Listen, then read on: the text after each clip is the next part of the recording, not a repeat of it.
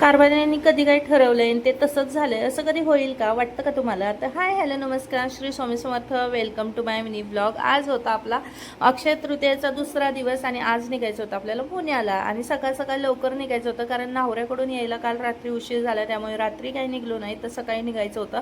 आणि कारभाऱ्यांचं असं म्हणणं होतं की लवकर आवरून लवकर निघू, पण म्हटलं चला जाता जाताना मस्त देवीचं दर्शन घेऊन येऊ, कारण इथपर्यंत यायचं आणि दर्शन न करता जायचं ते काय आपल्या मनाला पटत नाही. तर इथे आलो होतो मंदिरामध्ये, मस्त असं दर्शन वगैरे करून घेतलं. गर्दी तर अजिबात नव्हती.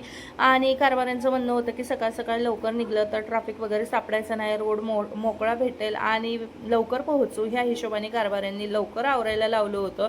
आणि इकडे बघा गावाकडून शिक्रापूरपर्यंतचा रोड असा काय इतकं छान वातावरण, इतकं छान वाटत होतं सकाळ सकाळ निघलो तेव्हा. आणि ऊन तर अलीकडे काही उन्हाचं सांगायलाच नको, ऊन तर भरपूर पडतंय.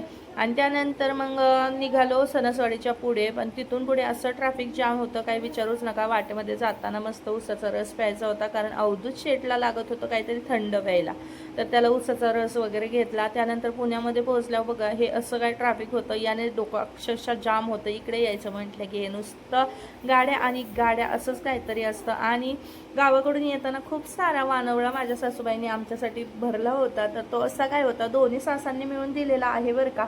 तर असं नाही की आईकडूनच भेटतात सगळ्या गोष्टी, तर सासरे गेल्यानंतर पण आम्हाला सासरकडून एवढ्या साऱ्या गोष्टी भेटतात. आणि